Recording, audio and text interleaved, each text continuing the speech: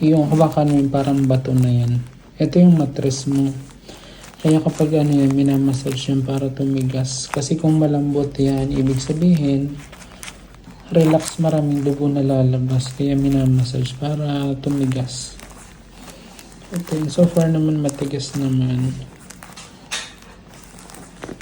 Massage lang natin. Pero kapag sumakit na para kang nagle-labor, ibig sabihin may dugo yun. Kaya kailangan mong sabihin, wag mong titiisin. Kasi minsan, yung mga nasa hospital or ano, natatakot magsabi kung ano yung mga nararamdaman.